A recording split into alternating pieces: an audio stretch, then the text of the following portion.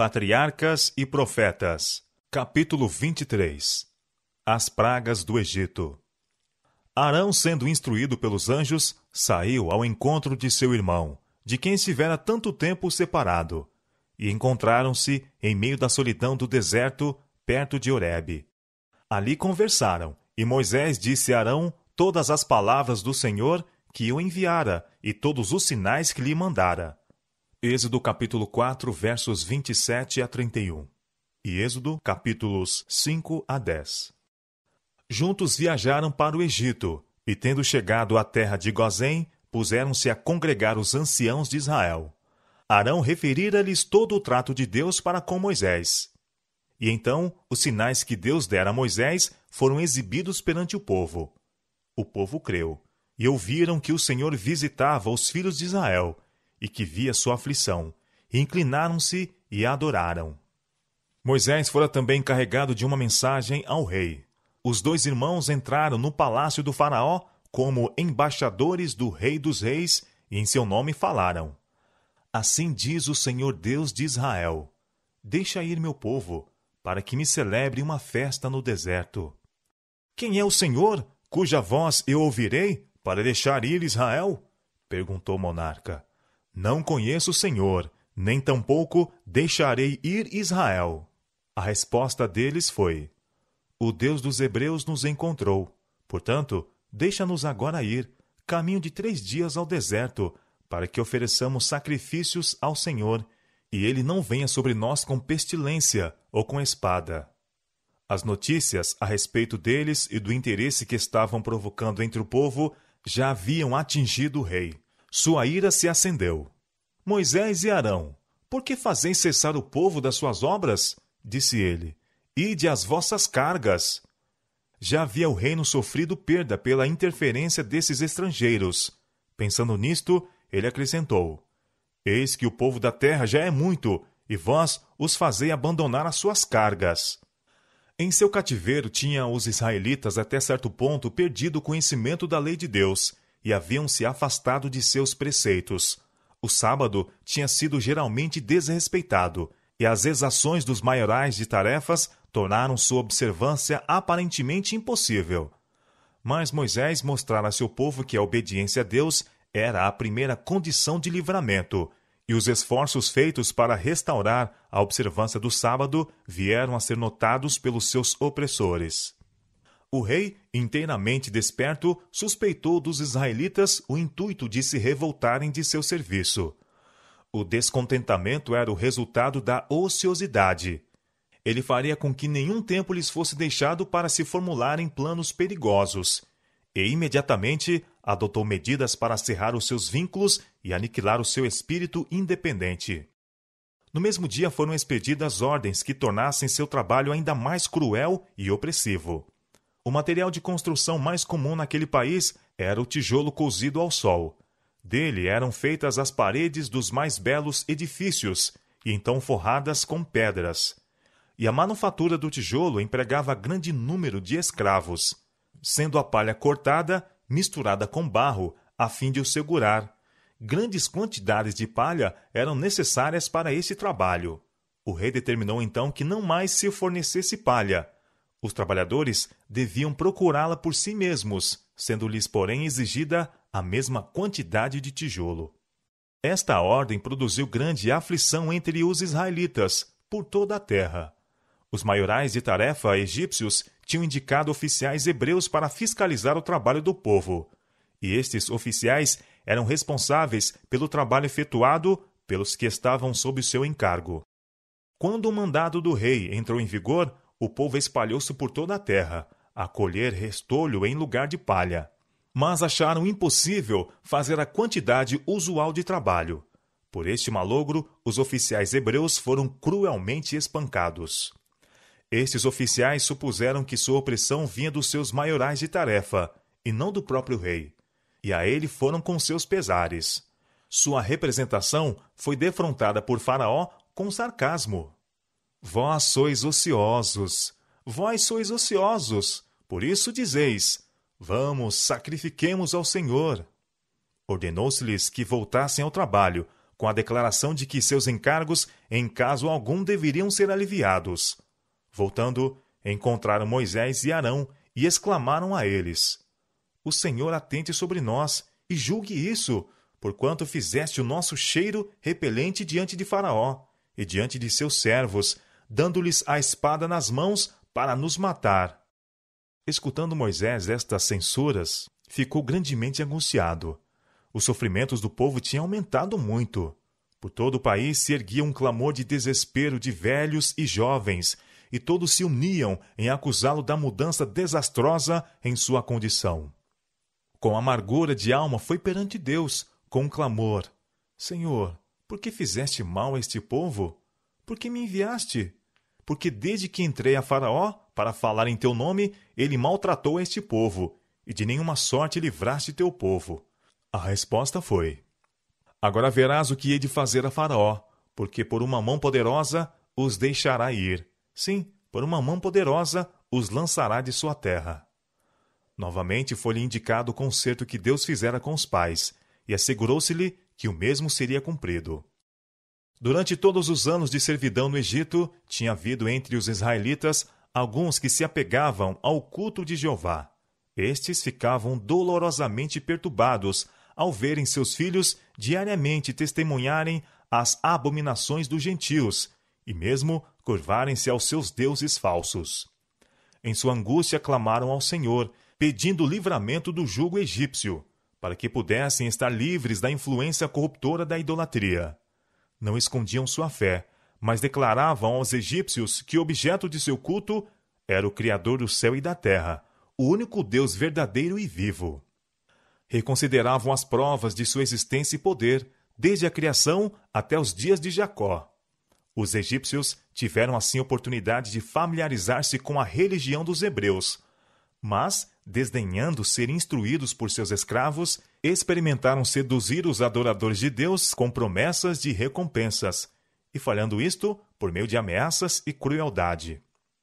Os anciãos de Israel esforçaram-se por suster a fé dos irmãos, que estava a sucumbir, repetindo-lhes as promessas feitas a seus pais, e as palavras proféticas de José antes de sua morte, predizendo o livramento deles do Egito.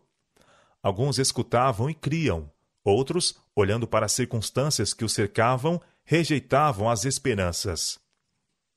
Os egípcios, estando informados do que se divulgava entre seus escravos, zombavam de suas expectativas e escarnecedoramente negavam o poder de seu Deus.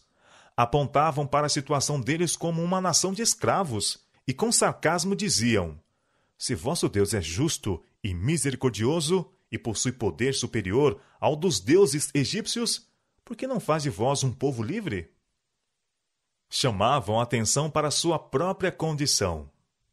Adoravam divindades que os israelitas chamavam de deuses falsos. No entanto, era uma nação rica e poderosa. Declaravam que seus deuses os haviam abençoado com prosperidade, dando-lhes os israelitas como servos, e vangloriavam-se em seu poder de oprimir e destruir os adoradores de Jeová. O próprio Faraó jactava-se de que o Deus dos hebreus não os podia livrar de suas mãos. Palavras como estas destruíam as esperanças de muitos dos israelitas. O caso se lhes afigurava tal qual os egípcios o haviam representado. Era certo que eram escravos e deviam suportar o que quer que seus cruéis maiorais de tarefas entendessem infligir-lhes. Seus filhos haviam sido acossados e mortos, e sua própria vida era um peso. Estavam, contudo, adorando o Deus do céu. Se Jeová fosse, na verdade, superior a todos os deuses, não os deixaria desta maneira, como escravos a idólatras. Mas aqueles que eram fiéis a Deus compreendiam que fora por causa de Israel haver se afastado dele, por causa de sua disposição para casar com nações gentílicas, sendo assim levados à idolatria, que o Senhor permitira ficassem escravos, e confiantemente asseveravam a seus irmãos que ele logo quebraria o jugo do opressor. Os hebreus tinham esperado obter sua liberdade sem qualquer prova especial de sua fé, ou qualquer sofrimento ou agrura real. Ainda não estavam, porém, preparados para o livramento. tinham pouca fé em Deus e estavam indispostos a suportar pacientemente suas aflições até que ele achasse oportuno operar em prol deles. Muitos se contentavam com permanecer em cativeiro, de preferência a enfrentar as dificuldades atinentes à mudança para uma terra estranha. E os costumes de alguns se haviam tornado tão parecidos com os dos egípcios que preferiam ficar no Egito. Por isso, o Senhor não os livrou pela primeira manifestação de seu poder perante Faraó. Ele encaminhou os acontecimentos de maneira mais ampla, a fim de desenvolver o espírito tirânico do rei egípcio e também para revelar-se a seu povo. Vendo sua justiça, seu poder e amor, prefeririam deixar o Egito e entregar-se ao seu serviço. A tarefa de Moisés teria sido muito menos difícil se muitos dos israelitas não se houvessem tornado tão corrompidos que não queriam deixar o Egito. O Senhor ordenou a Moisés ir de novo ao povo e repetir a promessa de livramento, com nova segurança do favor divino. Ele foi conforme fora mandado, mas não quiseram ouvir.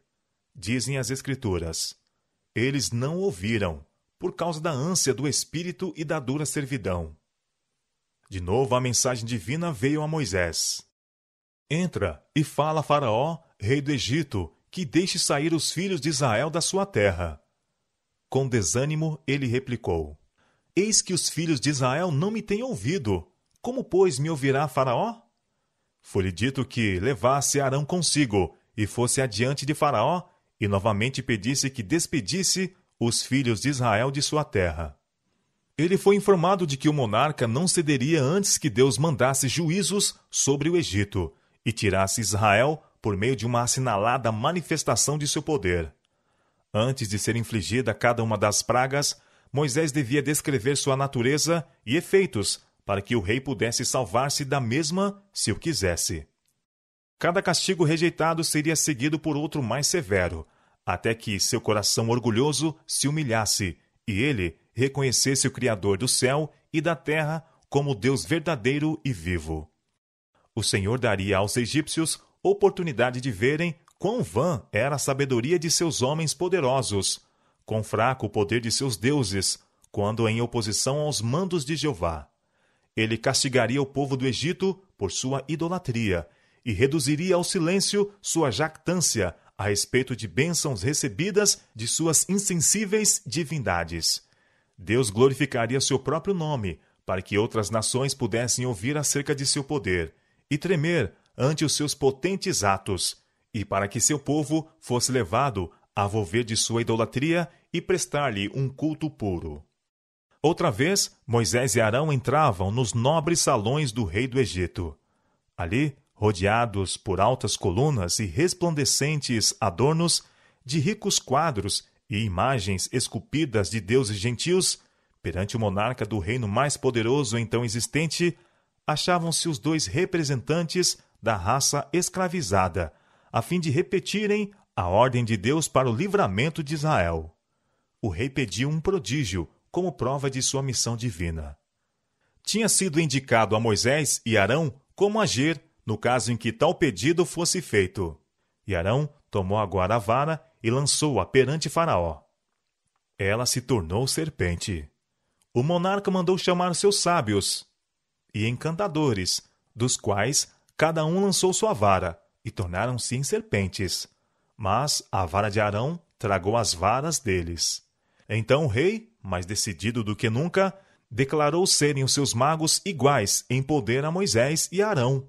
Acusou os servos do Senhor como impostores e sentiu-se fora de perigo ao resistir aos seus pedidos. Todavia, ao mesmo tempo em que desprezava sua mensagem, foi reprimido pelo poder de Deus de lhes fazer mal. Foi a mão de Deus, e não a influência ou poder humano possuído por Moisés e Arão, o que operou os prodígios que exibiram perante Faraó. Estes sinais e prodígios eram destinados a convencer Faraó de que o grande Eu Sou enviara Moisés e de que era dever do rei deixar Israel ir, para que pudessem servir ao Deus vivo. Os magos também exibiram sinais e prodígios, pois agiam não somente pela sua própria habilidade, mas pelo poder de seu Deus, Satanás, que os ajudava a contrafazer a obra de Jeová. Os magos não fizeram realmente suas varas transformar-se em serpentes, mas pela mágica, auxiliados pelo grande enganador, foram capazes de produzir esta aparência. Estava além do poder de Satanás transformar as varas em serpentes vivas.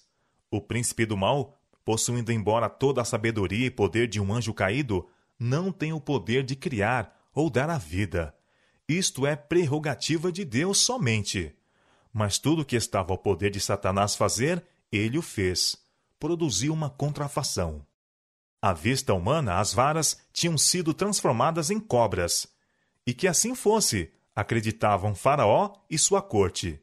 Nada havia em sua aparência para distingui-las da serpente produzida por Moisés. Se bem que o Senhor fizesse com que a serpente verdadeira tragasse as serpentes espúrias, contudo, mesmo isto foi considerado por Faraó não como uma obra do poder de Deus, mas como resultado de uma espécie de mágica superior à de seus servos. Faraó desejava justificar sua obstinação em resistir à ordem divina, e daí procurava ele algum pretexto para não tomar em consideração os prodígios que Deus operara por meio de Moisés. Satanás deu-lhe exatamente o que ele desejava. Pela obra que operara por intermédio dos magos, fez parecer aos egípcios que Moisés e Arão eram apenas magos e encantadores, e que a mensagem que traziam não podiam impor respeito como provinda de um ser superior. Assim, a falsificação de Satanás cumpriu o seu objetivo de tornar ousados os egípcios em sua rebelião e fazer com que Faraó endurecesse o coração contra a convicção. Satanás esperava também abalar a fé de Moisés e Arão na origem divina de sua missão, para que pudessem prevalecer os seus instrumentos. Não queria que os filhos de Israel fossem libertos do cativeiro, para servirem ao Deus vivo. Todavia, tinha ainda o príncipe do mal um objetivo de maior alcance, ao manifestar seus prodígios por meio dos magos. Ele bem sabia que Moisés, quebrando o jugo do cativeiro de sobre os filhos de Israel, prefigurava Cristo, que devia destruir o reino do pecado na família humana. Sabia que quando Cristo aparecesse, grandes milagres seriam operados como prova para o mundo de que Deus o enviara. Satanás temia perder o seu poder. Contrafazendo a obra de Deus, efetuada por meio de Moisés, esperava não somente evitar o livramento de Israel, mas exercer influência através dos séculos futuros, para destruir a fé nos milagres de Cristo. Satanás está constantemente procurando contrafazer a obra de Cristo e estabelecer seu poder e pretensões. Leva os homens a explicar os milagres de Cristo, fazendo parecer que são o resultado da perícia e poder humanos. Destrói assim muitas mentes a fé em Cristo como Filho de Deus e os leva a rejeitar os graciosos oferecimentos de misericórdia pelo plano da redenção. Foi determinado a Moisés e Arão que visitassem a margem do rio na manhã seguinte, aonde o rei costumava dirigir-se.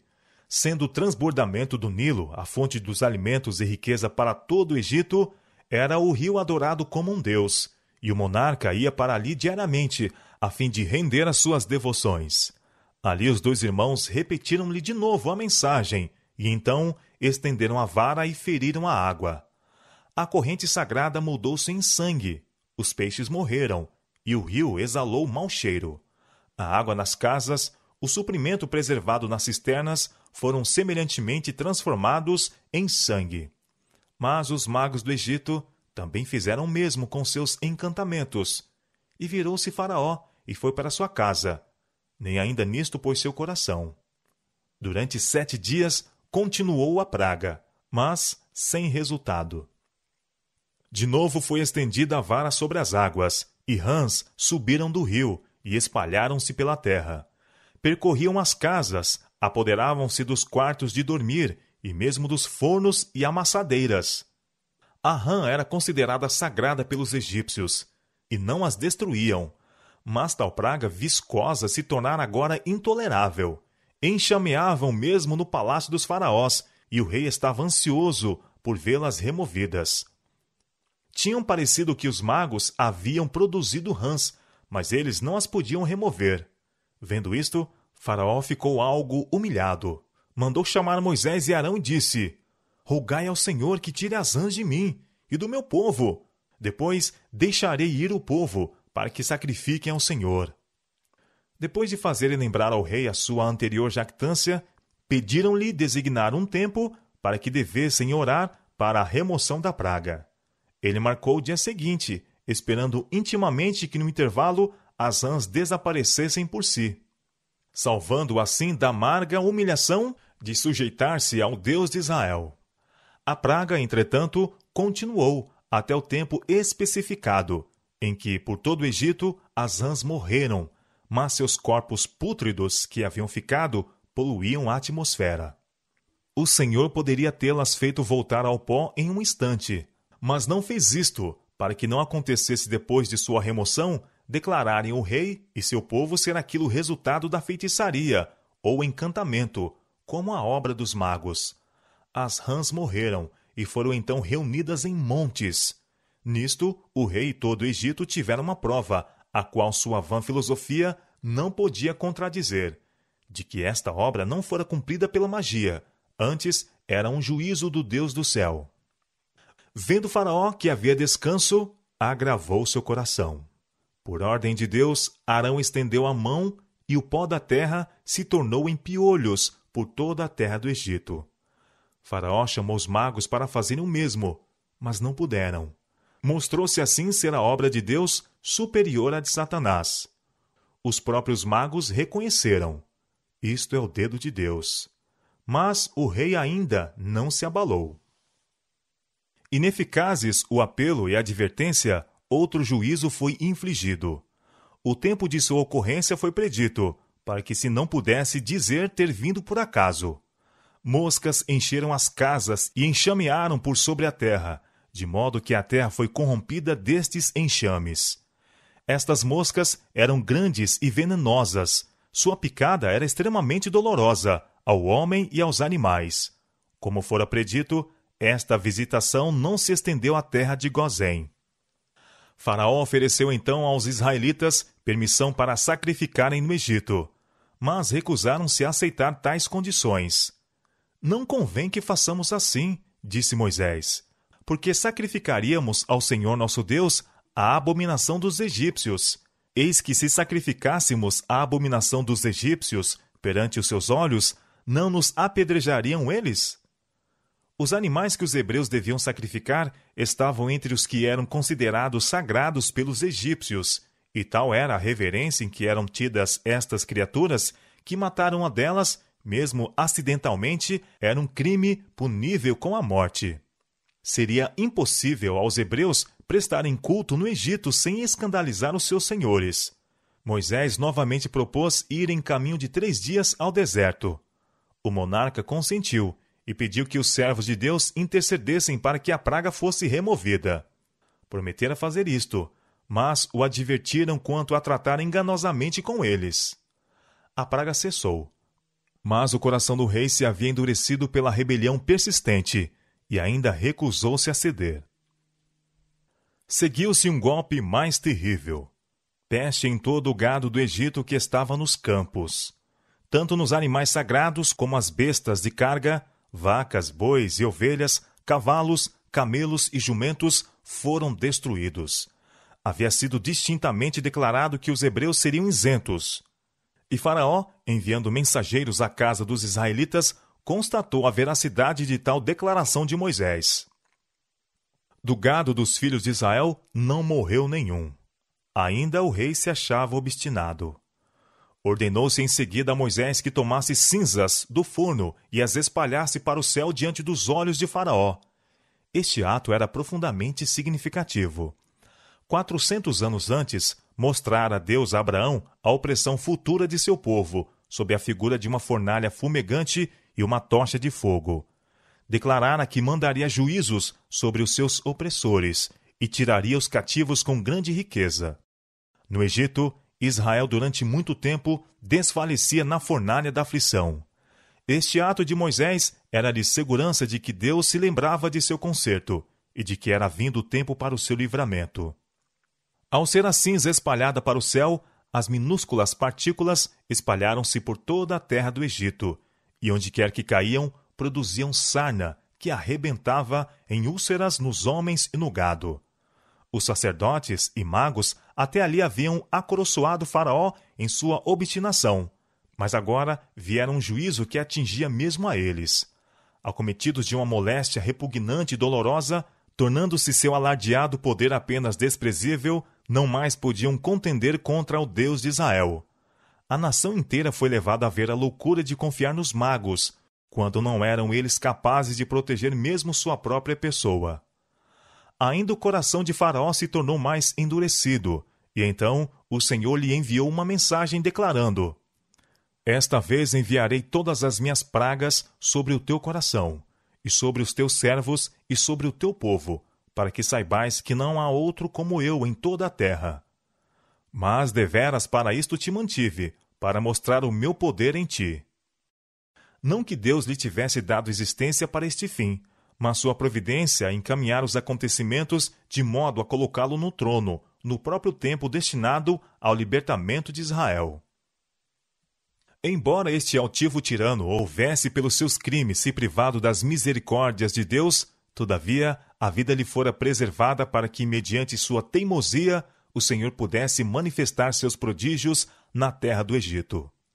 A disposição nos acontecimentos é da providência de Deus. Ele poderia ter posto no trono um rei mais misericordioso, que não tivesse ousado resistir às poderosas manifestações do poder divino. Mas nesse caso, os propósitos do Senhor não se teriam cumprido. Foi permitido que seu povo experimentasse a esmagadora crueldade dos egípcios, para que não se enganassem com relação à influência aviltante da idolatria. Em seu trato com Faraó, o Senhor manifestou ódio à idolatria e sua decisão de punir a crueldade e a opressão. Deus havia declarado com referência a Faraó: Eu endurecerei o seu coração, para que não deixe ir o povo. Êxodo capítulo 4, verso 21. Não houve o exercício de poder sobrenatural para endurecer o coração do rei. Deus deu a Faraó a mais notável prova do poder divino, mas o monarca obstinadamente se recusou a atender à luz. Cada manifestação do poder divino, por ele rejeitada, tornava-o mais resoluto em sua rebelião. As sementes de rebelião que se semeara quando rejeitou o primeiro prodígio produziram a sua messe. Como ele continuasse a aventurar-se em sua conduta, indo de um grau de teimosia a outro, seu coração se tornou mais e mais endurecido, até que ele foi chamado para olhar o rosto frio e morto dos primogênitos. Deus fala aos homens por meio de seus servos, dando avisos e advertências e repreendendo o pecado. Dá a cada um oportunidade para corrigir seus erros, antes que eles se fixem no caráter. Mas se alguém recusa ser corrigido, o poder divino não intervém, a fim de contrariar a tendência de sua ação. Essa pessoa acha mais fácil repetir a mesma conduta. Está a endurecer o coração contra a influência do Espírito Santo. Nova rejeição da luz a coloca onde uma influência muito mais forte será ineficaz para produzir uma impressão duradoura. Aquele que cedeu uma vez à tentação cederá mais facilmente segunda vez. Cada repetição do pecado diminui seu poder de resistência, cega os seus olhos e suprime a convicção. Cada semente de condescendência que é semeada produzirá fruto. Deus não opera milagre para impedir a ceifa. Tudo que o homem semear, isso também ceifará. Gálatas, capítulo 6, verso 7. Aquele que manifesta dura incredulidade, uma obstinada indiferença à verdade divina, não está senão a colher a messe do que ele próprio semeou. É assim que multidões vêm a escutar, com rígida indiferença, verdades que outrora lhe abalavam a própria alma.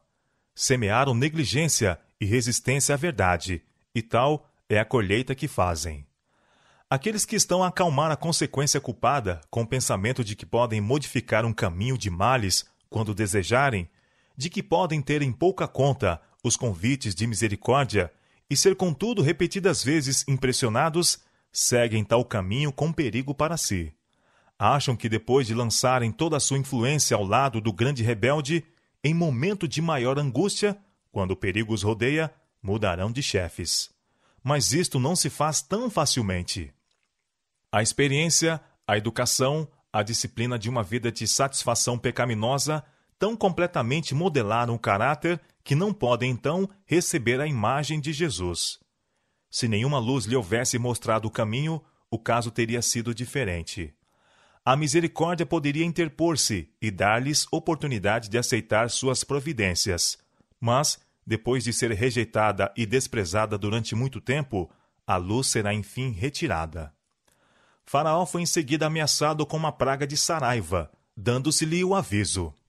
Agora, pois, envia, recolhe o teu gado e tudo que tens no campo, todo homem e animal que for achado no campo e não for recolhido à casa, a saraiva cairá sobre eles e morrerão. A chuva ou a saraiva não eram comuns no Egito, e uma tempestade como a que fora predita nunca havia sido testemunhada. A notícia espalhou-se rapidamente, e todos os que creram na palavra do Senhor recolheram seu gado, enquanto os que desdenharam o aviso o deixaram no campo. Assim, em meio do juízo, ostentou-se a misericórdia de Deus. O povo foi provado, e mostrou-se quantos foram levados a temer a Deus pela manifestação de seu poder. A tempestade veio conforme fora predita, trovão e saraiva, e fogo misturado com a mesma, muito grave, qual nunca houve em toda a terra do Egito, desde que veio a ser uma nação. E a saraiva feriu em toda a terra do Egito tudo quanto havia no campo, desde os homens até os animais. Também a saraiva feriu a toda a erva do campo, e quebrou todas as árvores do campo. A ruína e a desolação assinalavam o caminho do anjo destruidor. Unicamente a terra de Gozém foi poupada. Ficou demonstrado aos egípcios que a terra está sob a direção do Deus vivo, que os elementos obedecem à sua voz, e que a única segurança está na obediência a ele. Todo o Egito tremeu ante a terrível visitação do juízo divino. Faraó apressadamente mandou chamar os 2 irmãos e clamou: Esta vez pequei. O Senhor é justo, mas eu e o meu povo ímpios. Orai ao Senhor, para que não haja mais trovões de Deus nem saraiva, e eu vos deixarei ir, e não ficareis mais aqui. A resposta foi: Em saindo da cidade, estenderei minhas mãos ao Senhor. Os trovões cessarão, e não haverá mais saraiva, para que saibais que a terra é do Senhor. Todavia, quanto a ti e aos teus servos, eu sei que ainda não temereis diante do Senhor Deus. Moisés sabia que a contenda não estava finalizada. As confissões e promessas de Faraó não eram o resultado de qualquer mudança radical em seu espírito ou coração, mas foram extorquidas dele pelo terror e angústia. Moisés prometeu, entretanto, atender-lhe o pedido, pois não lhe daria ocasião para mais obstinação. O profeta saiu, sem tomar em consideração a fúria da tempestade, e Faraó e todo o seu exército foram testemunhas do poder de Jeová para preservar seu mensageiro. Tendo saído fora da cidade, Moisés estendeu suas mãos ao Senhor, e cessaram os trovões e a saraiva, e a chuva não mais caiu sobre a terra. Mas, mal se refez o rei de seus temores, voltou o seu coração à perversidade. Então disse o Senhor a Moisés: Entra, Faraó, porque tenho agravado o seu coração, e o coração de seus servos, para fazer estes meus sinais no meio dele. E para que contes aos ouvidos de teus filhos e dos filhos de teus filhos as coisas que obrei no Egito, e os meus sinais que tenho feito entre eles, para que saibais que eu sou o Senhor. O Senhor estava a manifestar o seu poder, para confirmar a fé de Israel nele como o único Deus vivo e verdadeiro. Daria prova inequívoca da diferença que estabelecera entre eles e os egípcios, e faria com que todas as nações soubessem que os hebreus, a quem tinham desprezado e oprimido, estavam sob a proteção do Deus do céu. Moisés advertiu o monarca de que, se ainda permanecesse obstinado, seria enviada uma praga de gafanhotos, que cobriria a face da terra e comeria toda a coisa verde que restasse. Encheriam as casas, mesmo o palácio. Tal flagelo, disse ele, seria como nunca viram teus pais, nem os pais dos teus pais, desde os dias em que eles foram sobre a terra até o dia de hoje. Os conselheiros de Faraó ficaram estarrecidos. A nação tinha experimentado grande perda com a morte do gado. Muitas pessoas haviam sido mortas pela saraiva. As florestas estavam derribadas e as colheitas destruídas. Estavam perdendo rapidamente tudo que havia sido ganho com o trabalho dos hebreus. Toda a terra estava ameaçada de morrer de fome. Príncipes e cortesãos acercavam-se do rei e com ira pediam: até quando este nos há de ser por laço? Deixa ir os homens para que sirvam ao Senhor seu Deus. Ainda não sabes que o Egito está destruído? Moisés e Arão foram de novo convocados, e o monarca lhe disse: ide, servi ao Senhor vosso Deus. Quais são os que hão de ir? A resposta foi: havemos de ir com os nossos meninos e com os nossos velhos, com os nossos filhos e com as nossas filhas, com as nossas ovelhas e com os nossos bois havemos de ir, porque festa do Senhor temos. O rei se encheu de ira. Seja o Senhor assim convosco, exclamou ele. Como eu vos deixarei ir a vós e aos vossos filhos? Olhai que há mal diante da vossa face. Não será assim. Andai agora vós, varões, e servi ao Senhor, pois isso é o que pediste. Moisés estendeu então a vara sobre a terra, e soprou um vento oriental, que trouxe gafanhotos. Muito gravosos foram. Antes destes, nunca houve tais gafanhotos, nem depois deles virão outros tais. Encheram o céu até que a terra se escureceu, e devoraram toda a vegetação que restava. Faraó mandou chamar à pressa os profetas e disse: pequei contra o Senhor vosso Deus e contra vós. Agora, pois, peço-vos que perdoeis o meu pecado somente desta vez, e que oreis ao Senhor vosso Deus, que tire de mim somente esta morte. Assim fizeram. E um forte vento ocidental levou os gafanhotos para o Mar Vermelho. O rei ainda persistiu em sua pertinaz resolução. O povo do Egito estava ao ponto do desespero. Os açoites que já haviam caído sobre eles pareciam quase além do que se podia suportar, e estavam cheios de temor pelo futuro. A nação tinha adorado a Faraó como representante do seu Deus. Mas muitos agora estavam convencidos de que ele se achava opondo-se a um ser que fez de todas as forças na natureza ministro de sua vontade. Os escravos hebreus, tão miraculosamente favorecidos, estavam se tornando confiantes no livramento. Seus maiorais de tarefas não ousavam oprimi-los, como até ali haviam feito. Por todo o Egito havia um temor secreto de que a raça escravizada se levantasse e vingasse seus males. Por toda parte estavam a indagar com desalento: o que será depois disto? Subitamente repousou sobre a terra uma escuridão, tão densa e negra que parecia trevas que se apalpem. Não somente estava o povo despojado de luz, mas a atmosfera era muito opressiva, de maneira que a respiração era difícil. Não viu um ao outro, e ninguém se levantou do seu lugar por 3 dias. Mas todos os filhos de Israel tinham luz em suas habitações.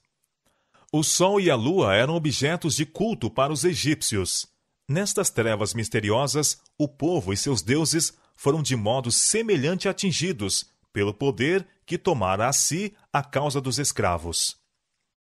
Contudo, por medonho que tivesse sido, este juízo é uma prova da compaixão de Deus e de sua indisposição para destruir. Ele dava ao povo tempo para refletir e arrepender-se antes de trazer sobre eles a última e mais terrível das pragas. O medo finalmente arrancou de Faraó mais uma concessão.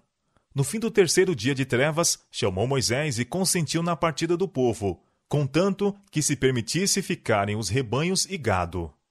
Nenhuma unha ficará, replicou o resoluto hebreu.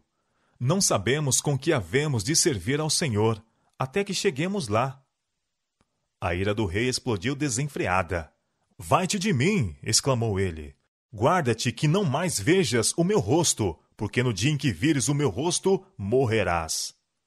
A resposta foi: bem disseste, eu nunca mais verei o teu rosto. O varão Moisés era muito grande na terra do Egito, aos olhos dos servos de Faraó e aos olhos do povo. Moisés era considerado com temor pelos egípcios. O rei não ousava fazer-lhe mal, pois o povo o considerava como o único que tinha poder para remover as pragas. Desejavam que os israelitas fosse permitido deixar o Egito. Eram o rei e os sacerdotes que se opunham em extremo aos pedidos de Moisés.